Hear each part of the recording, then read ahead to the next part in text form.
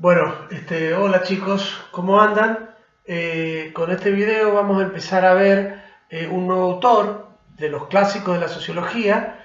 En este caso vamos a ver a Durkheim, nacido en 1859, muerto en 1917. Nosotros estamos siguiendo estos cuatro autores, Comte, Marx, Durkheim y Weber, por el orden cronológico, digamos, ¿sí? Durkheim es posterior a Marx. Acuérdense que Marx había muerto en 1883, Durkheim recién va a morir en 1917. Una aclaración importante sobre algunos datos biográficos de Durkheim, los voy a saltear, léanlos ustedes en el apunte, es importante saber un poco el contexto histórico en el que escribe cada autor, y decirles algo importante. Tanto Durkheim como Weber vienen de la sociología académica, es decir, son profesores universitarios, han hecho sociología desde la universidad, no así Marx, ¿sí? Marx no era propiamente un sociólogo, sino que tuvo mucha importancia para el estudio de las cuestiones sociales, pero toda la obra de Marx es desarrollada por fuera de la universidad. Por eso en Durkheim vamos a ver que va a tener mucha importancia dentro de lo que entendemos por la sociología académica, porque una de sus preocupaciones más importantes es la de darle a la sociología estatus de ciencia, es decir, que la sociología sea reconocida dentro del contexto de las demás ciencias como una ciencia autónoma, independiente, ¿sí? Hasta Durkheim, la sociología no es una ciencia, se discute sobre temas sociales, pero no es propiamente una ciencia. Entonces, uno de sus proyectos principales va a ser justamente constituir a la sociología como ciencia para completar un poco lo que había iniciado Comte, ¿sí? Y para que una ciencia sea reconocida como tal, debe tener un objeto de estudio que sea propio, es decir, un objeto de estudio que no haya sido abordado por ninguna otra ciencia anteriormente. Y además debe tener un método también propio para el estudio o la investigación o el análisis de ese objeto. Vamos a ver que Durkheim va a tratar de definir un objeto que sea propio de la sociología y lo va a hacer, y a ese objeto propio de la sociología le va a llamar hechos sociales, ¿sí? Ya vamos a ver cuál es la definición y qué entra dentro de lo que Durkheim considera hechos sociales. Y a su vez, el método que propone es el de estudiar esos hechos sociales como cosas. Acá una aclaración: estudiarlos como cosas no significa que los hechos sociales sean cosas, sino estudiarlos como cosas. Es decir, esto quiere decir que los hechos sociales son de la sociedad, no son del individuo, ¿sí? No están en nuestro interior, no hay que estudiar la subjetividad de los individuos, sino los hechos sociales que forman parte y que son exteriores a los individuos, que son de la sociedad. Ya vamos a ver esto con más detenimiento, pero al decir estudiarlos como cosas, nos está diciendo que hay que tener una actitud similar al del científico natural, que estudia sus objetos de estudio desde afuera, ¿sí? Como si fueran cosas, pero el hecho social no es propiamente una cosa. Y por el otro lado, otra preocupación muy importante de Durkheim va a ser el tema del orden social, del equilibrio, de la armonía. En este sentido, Durkheim se lo puede ubicar dentro de un paradigma funcionalista, ¿sí? ¿Por qué? Porque aquí hay que acordarse que nosotros todos están estudiando el surgimiento de la modernidad, la consolidación del sistema capitalista, etc. Y lo que Durkheim observa es que el nuevo orden social que se está creando con el desarrollo de las relaciones capitalistas, él está viendo que está creciendo fuertemente un individualismo que puede poner en riesgo el orden social. Es decir, su preocupación es cómo lograr una armonía similar a la que había en las sociedades tradicionales, en una sociedad como la capitalista, que se caracteriza por el cambio vertiginoso, ¿sí? Y para analizar esto y estudiar esto, utilizó una categoría de análisis teórica que le llama la de la solidaridad social. No hay que entender solidaridad social aquí como esa actitud por la cual alguien se desprende de algo para dárselo a otra persona, sino en Durkheim la solidaridad social tiene que ver con lo que nos mantiene unidos a los miembros de la sociedad, ¿sí? La sociedad en Durkheim solo es posible en la medida en que los seres humanos estemos unidos, ¿sí? Por algo que haga posible la existencia de la misma sociedad. Si todos hiciéramos individualmente lo que quisiéramos, la sociedad no sería posible. Entonces, él ve como una amenaza al sistema el creciente individualismo. La propia supervivencia de la sociedad está en riesgo si el individualismo crece a pasos agigantados y no hay algo que nos mantenga unidos. Se rompen los lazos de solidaridad entre las personas. Bueno, cuando Durkheim está tratando de definir el objeto de estudio propio de la sociología, se pregunta, u observa, mejor dicho, que la mayoría de las personas repite muchas veces las mismas formas de actuar, es decir, encuentra muchas regularidades, muchas cosas que se repiten. Y la pregunta que se hace es, ¿qué hay detrás de esa repetición? ¿Sí? Es una cuestión biológica, es una cuestión psíquica. Durkheim va descartando que las personas actúen de la misma manera o sientan o piensen de la misma manera por una cuestión biológica o por una cuestión psíquica. Entonces él termina afirmando que eso tiene que ver con la sociedad de la cual forman parte los individuos. Entonces Durkheim piensa que a través de del tiempo, las distintas generaciones le van inculcando a las siguientes formas de actuar, de sentir y de pensar a las personas, ¿sí? Que forman parte de una sociedad. Cuando yo digo actuar, por ejemplo, vamos a poner algunos ejemplos, es decir, cuando yo cumplo mi rol de profesor o mi rol de varón o mi rol de hermano, padre, amigo, novio, esposo, en realidad no estoy cumpliendo con algo que traigo naturalmente dentro de mí, ¿sí? Sino que estoy cumpliendo, estoy actuando de una manera que ha sido enseñada. Yo he aprendido el rol de padre, el rol de hermano, el rol de profesor, el rol de hombre, ¿sí? Pero no es algo que tenga que ver con mi constitución biológica ni psíquica, sino que ha sido aprendido dentro de una determinada sociedad, dentro de un determinado grupo, ¿sí? Esto puede ser fácilmente entendible, ¿sí? De que todo es para Durkheim una construcción social. Incluso los sentimientos, ¿sí? Los sentimientos, acá se pone Durkheim bastante determinista, ¿sí? Porque incluso el modo en que yo siento en una relación tiene que ver con una sociedad determinada en la cual vivo, ¿sí? Lo que siento frente a la muerte de los otros, lo que siento en el amor afectivo, de pareja, sexual, lo que fuera, es una cuestión aprendida y depende de la cultura en la que estoy metido, de la sociedad en la que estoy metido. Igualmente con mis pensamientos, ¿sí? En Durkheim hay un fuerte determinismo de la sociedad imponiéndose sobre el individuo, ¿sí?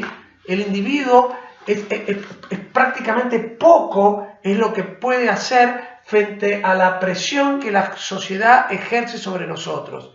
Es la sociedad la que determina cómo me tengo que vestir, cómo me tengo que comportar en una determinada situación, cómo tengo que hablar, cómo tengo que actuar, etc.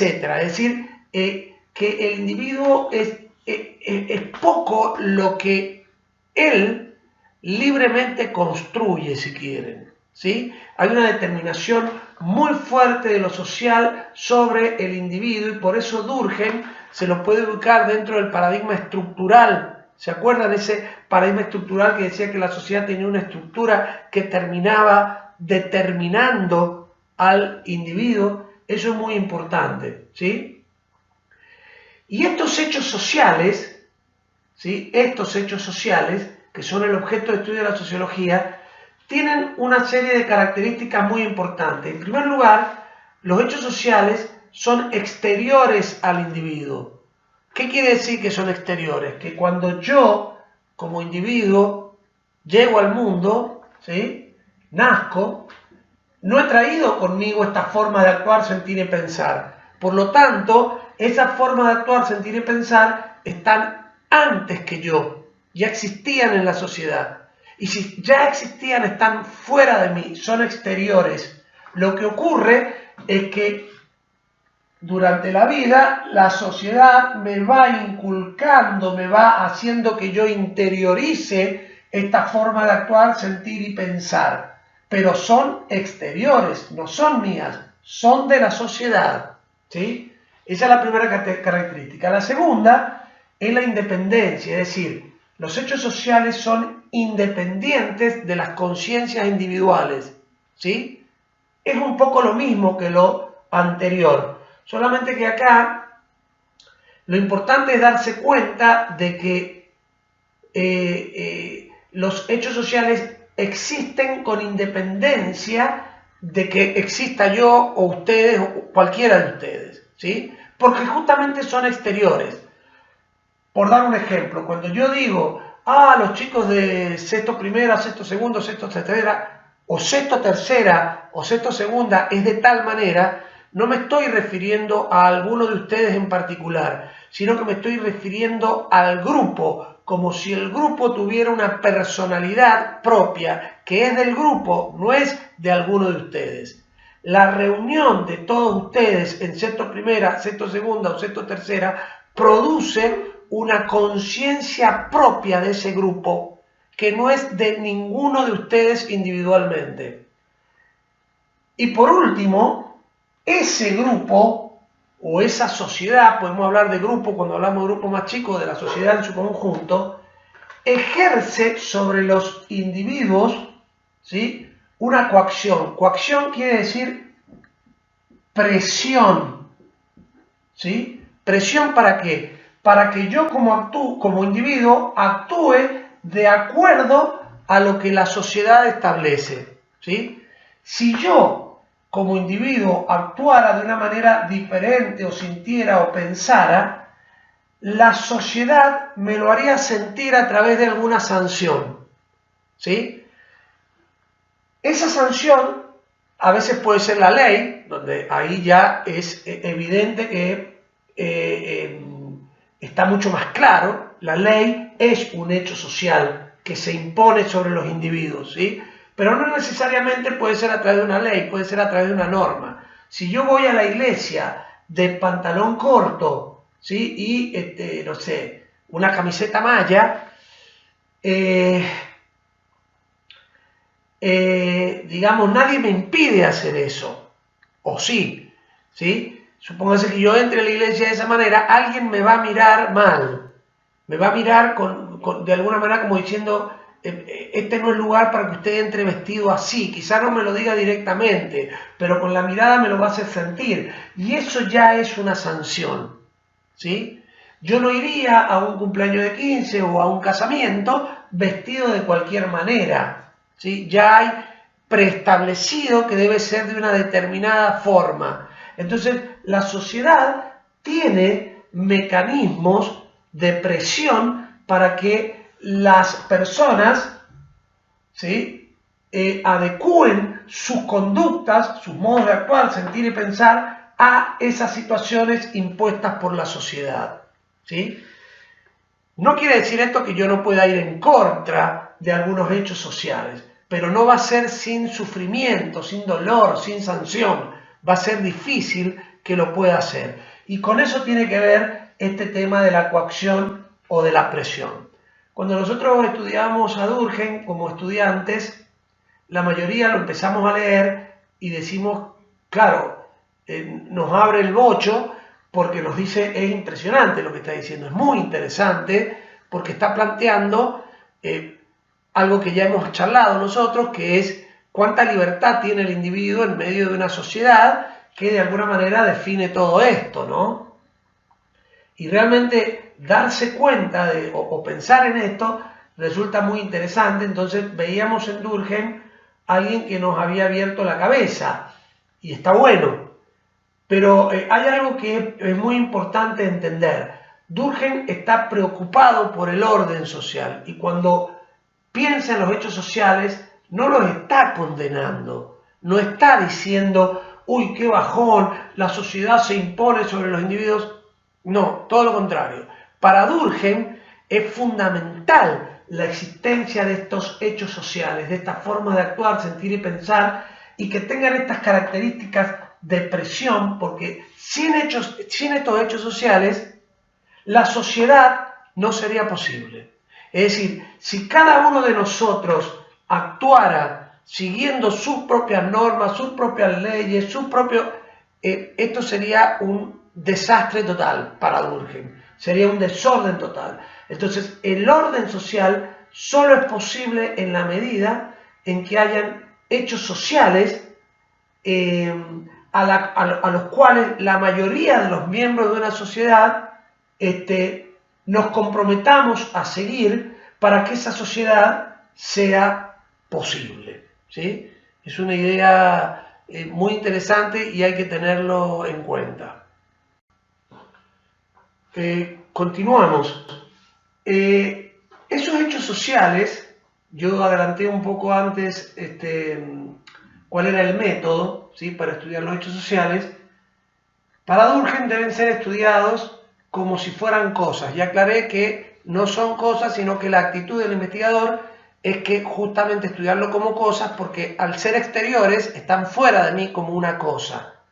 No es que sean cosas, sino que lo que está queriendo decir Durkheim ahí, tratando de buscar la objetividad en la ciencia, es que yo no puedo estudiar qué está ocurriendo dentro de una persona, sino que tengo que estudiar a los fenómenos en forma general, en forma social, ¿sí? Por ejemplo, uno de los ejemplos más paradigmáticos, uno de los libros más importantes de Durkheim, tiene que ver con el estudio que hace del suicidio, donde ahí demuestra cómo hay que estudiar un hecho social como una cosa.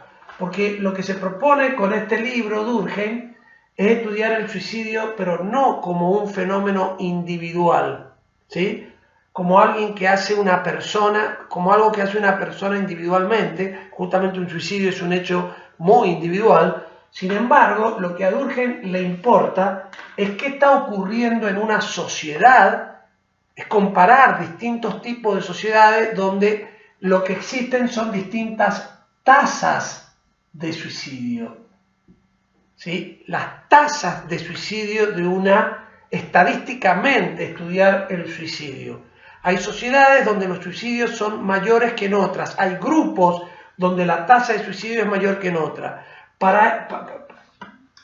Durkheim piensa que algo está ocurriendo en esas sociedades donde el suicidio es mayor. Lo que estudia es la sociedad, no los individuos, no la subjetividad del individuo. En última instancia, la subjetividad del individuo es producto de la sociedad en la que está metido o en el grupo en el que está metido.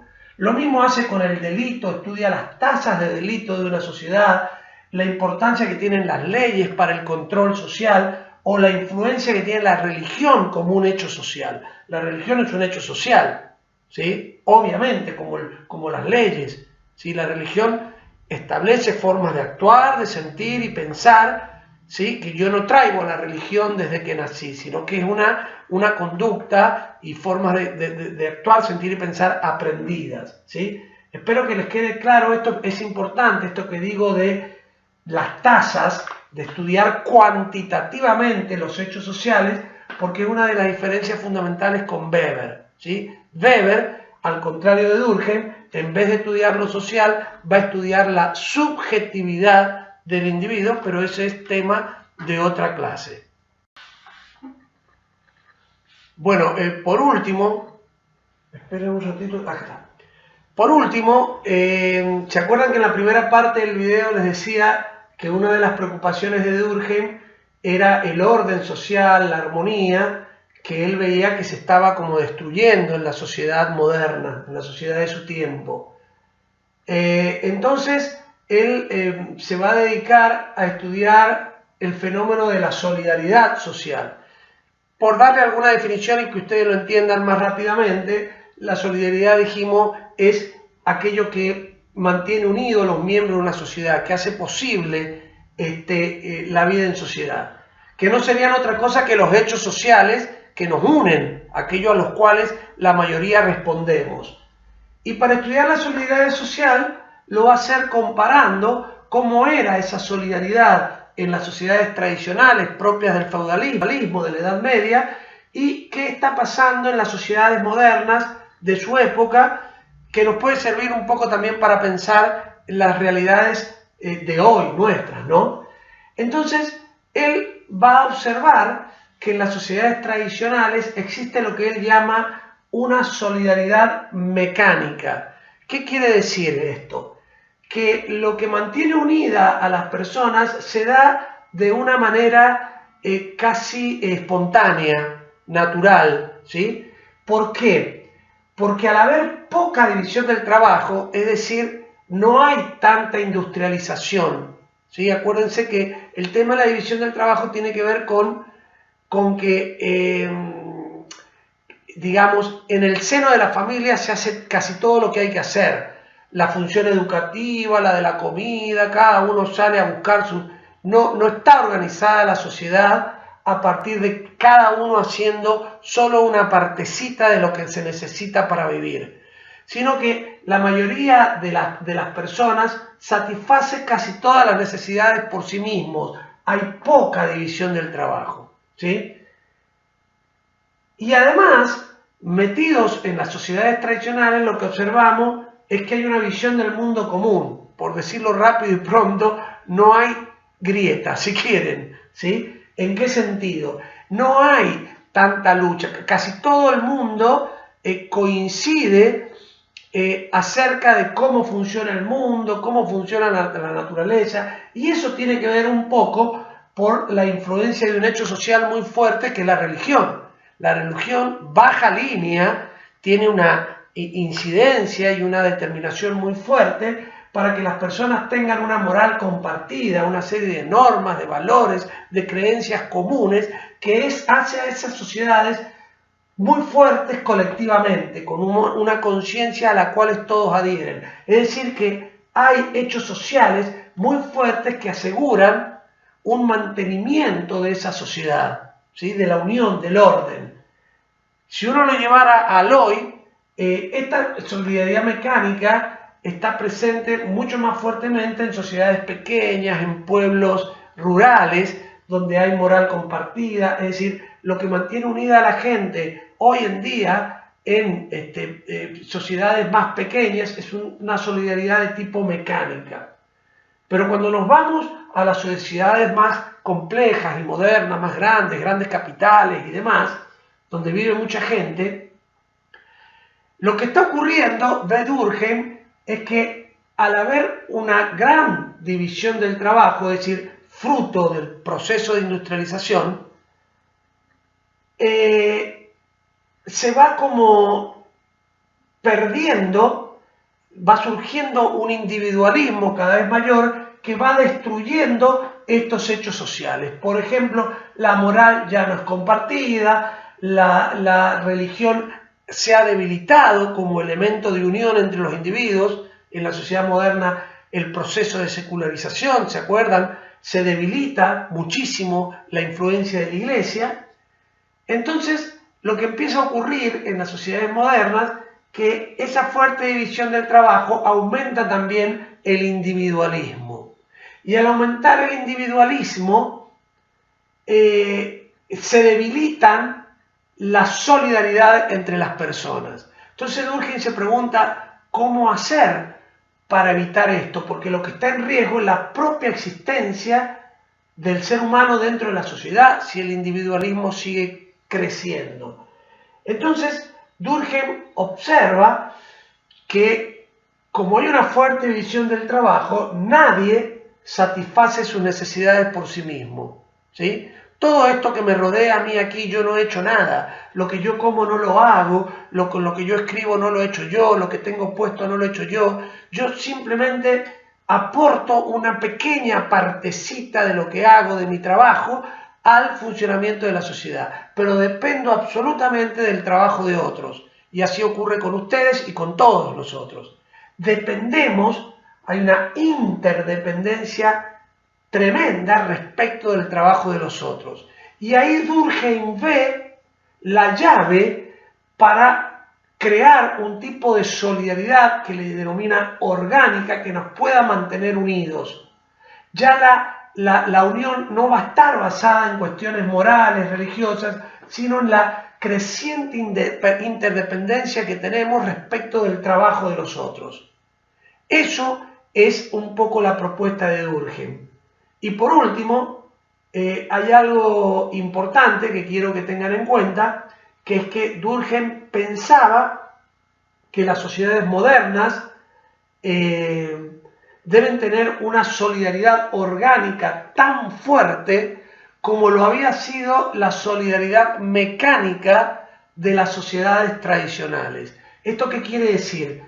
En definitiva, que cada uno debe cumplir con la tarea que le toca realizar dentro de una sociedad tan fuertemente dividida por el trabajo y cumplir con su tarea lo mejor que pueda y reconocer el trabajo del otro para así ir creando una solidaridad que mantenga unidas las sociedades e ir reduciendo de alguna manera el peso que el individualismo puede generar y los riesgos que tiene un exacerbado individualismo en las sociedades. Bueno, espero lo hayan entendido, es lo más sustancial en toda la teoría de Durkheim y verán que es muy interesante también Durkheim para pensar lo que pasa en las sociedades contemporáneas. Un saludo.